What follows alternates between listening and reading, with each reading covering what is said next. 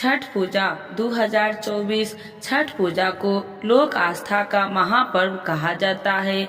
इससे छठी मैया यानी षष्ठी देवी और भगवान भास्कर की पूजा होती है। पंचांग के अनुसार छठ पूजा का पर्व कार्तिक शुक्ल पक्ष की चतुर्थी तिथि से शुरू होकर सप्तमी तिथि तक चलता है। छठ दीपावली के 6 दिन बाद मनाई जाती है। इस साल छठ की शुरुआत 5 नवंबर 2024 से होगी, जिसका समापन शुक्रवार 8 नवंबर 2024 को होगा। लेकिन छठ महापर्व तब तक अधूरा होता है जब तक इससे संबंधित कथा न सुनी जाए। आइए जानते हैं छठ पूजा की कथा। तो एक बार बोलिए प्रेम से छठ माता की जय, सूर्य भगवान की जय। छठ पूजा की पौराणिक कथा राजा प्रियव्रत से जुड़ी है। कथा के अनुसार राजा को कोई संतान न होने के कारण वह और उसकी पत्नी बहुत दुखी रहते थे। संतान प्राप्ति की कामना के लिए राजा और उसकी पत्नी दोनों महर्षि कश्यप के पास गए। तब महर्षि ने यज्ञ करवाया और राजा की पत्नी गर्भवती हो गई। उसने 9 माह पूरा होने के बाद पुत्र को जन्म दिया, लेकिन वह मरा हुआ पैदा हुआ। जिसके बाद राजा और उसकी पत्नी पहले से अधिक दुखी हो गए। दुखी होकर राजा प्रियव्रत मरे हुए बेटे के साथ अपने प्राण भी त्यागने के लिए श्मशान में ही आत्महत्या का प्रयास करने लगे। तभी वहां से एक देवी प्रकट हुई। देवी ने कहा, मैं ब्रह्मा की पुत्री देवसेना हूँ और मैं सृष्टि की मूल प्रवृत्ति के 6ठे अंश से उत्पन्न हुई देवी षष्ठी हूँ। अगर तुम मेरी पूजा करोगे और अन्य लोगों को भी इसके लिए प्रेरित करेंगे तो मैं तुम्हें पुत्र रत्न प्रदान करूंगी। राजा ने देवी की बात का पालन किया और कार्तिक शुक्ल पक्ष की षष्ठी तिथि को व्रत रखकर देवी षष्ठी की पूजा की, जिसके बाद राजा को पुत्र की प्राप्ति हुई। ऐसी मान्यता है कि इसके बाद से ही छठ पूजा की शुरुआत हुई। साल में 2 बार होती है छठ पूजा।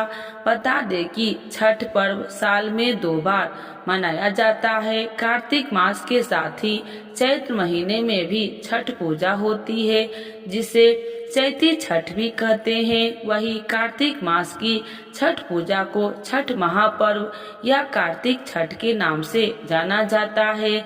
इस पर्व को स्त्री और पुरुष दोनों कर सकते हैं। छठी मैया की पूजा के साथ ही छठ सूर्य उपासना का भी अनुपम महापर्व है। धार्मिक मान्यताओं के अनुसार जो व्यक्ति सच्चे मन से और पूरी श्रद्धा के साथ छठ पर्व करता है, उसकी सारी मनोकामनाएं पूर्ण हो जाती है। छठ पर्व वाले दिन छठी मैया की ये कथा पढ़ना या सुनना बेहद जरूरी माना जाता है। तो एक बार बोलिए प्रेम से छठ मैया की जय। छठ व्रत के दिन सूर्य देव की पूजा के साथ छठ माता की पूजा भी विधान है। कहते हैं इस व्रत को करने से संतान को सुखी जीवन की प्राप्ति होती है।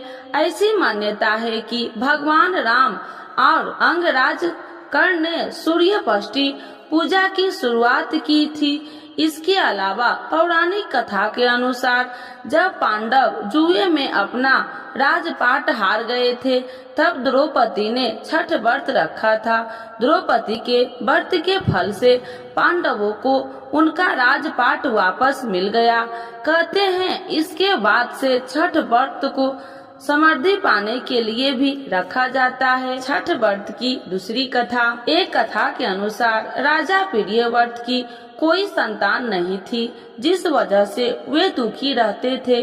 तब महर्षि कश्यप ने पुत्र षष्ठी यज्ञ करवाकर उनकी पत्नी मालिनी को यज्ञाहुति के लिए बनाई गई और खीर खिला दी। इस खीर को खाने से उन्हें पुत्र हुआ, लेकिन वह मृत पैदा हुआ। प्रियव्रत अपने पुत्र को लेकर श्मशान गए और पुत्र वियोग में अपने प्राण त्यागने लगे। कहते हैं उसी वक्त भगवान की मानस कन्या देवसेना प्रकट हुई, जो देवी पष्टी थी। देवी ने राजा से कहा कि हे राजा, तुम मेरा पूजन करो और लोगों को भी इस पूजा के लिए प्रेरित करो। इस व्रत को करने से तुम्हारी इच्छा जरूर पूरी होगी। राजा ने अपने पुत्र इच्छा से देवी पष्टी का व्रत किया और उन्हें फिर से पुत्र रत्न की प्राप्ति हुई। छठ पर्व वर्ष में 2 बार मनाया जाता है। पहली बार चैत्र और दूसरी बार कार्तिक में। चैत्र शुक्ल पक्ष की षष्ठी तिथि पर मनाए जाने वाले छठ पर्व को चैती छठ के नाम से जाना जाता है और कार्तिक शुक्ल पक्ष की षष्ठी पर मनाए जाने वाले पर्व को कार्तिक छठ से मनाए जाते हैं। ये व्रत मुख्यतः पारिवारिक सुख समृद्धि और मनोवांछित फल की प्राप्ति के लिए रखा जाता है। चैती छठ पूजा में क्या क्या सामान लगेगा, यहाँ जाने पूरी जानकारी।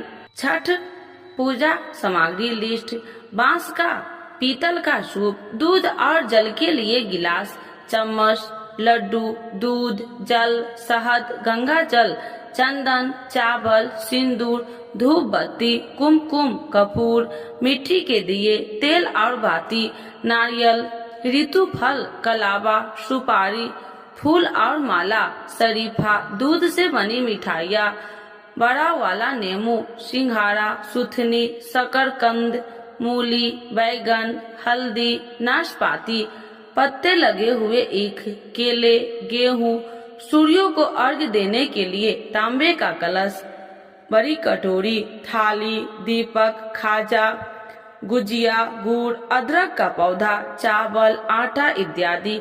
छठ पर्व के तीसरे दिन व्रती छठ पूजा के सामान और प्रसाद को एक टोकरी में लेकर तालाब या नदी या किसी घाट पर जाते हैं और सूर्य देव को अर्घ देकर उनकी विधि विधान से पूजा करते हैं। इसके बाद अगले दिन गुजरते हुए सूर्य देव को अर्घ देकर व्रत संपूर्ण किया जाता है। तो एक बार बोलिए प्रेम से छठी मैया की जय, सूर्य भगवान की जय। आइए भक्तों, आज सुनते हैं छठ पूजा 2024 छठ पूजा में क्यों करते हैं मिट्टी के बर्तनों का उपयोग। जानिए इस महाव्रत में किन नियमों का पालन है जरूरी। दीपावली के बाद छठ पूजा की तैयारी शुरू हो गई है। दीपावली के 4 दिन बाद से छठ महापर्व की शुरुआत हो जाती है। यह पर्व सूर्य भगवान और प्रकृति पूजा के लिए समर्पित होता है और व्रती 4 दिन तक उपवास रखते हैं। महाव्रत की शुरुआत नहाय खाए से होती है। दूसरे दिन खरना, तीसरे दिन डूबते हुए सूर्य को अर्घ और चौथे दिन उगते हुए सूर्य को अर्घ के बाद व्रती उपवास तोड़ते हैं। इस महाव्रत में कई नियमों का पालन जरूरी होता है।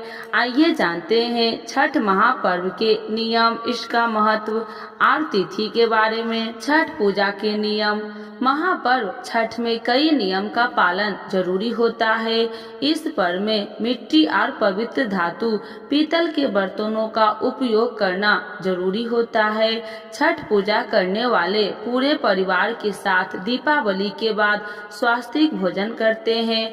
पूजा के लिए बनाए जाने वाले प्रसाद के लिए गेहूं की साफ सफाई पर पूरी ध्यान दिया जाता है। पूजा वाले घर में साफ सफाई और पवित्रता का खास ध्यान रखा जाता है।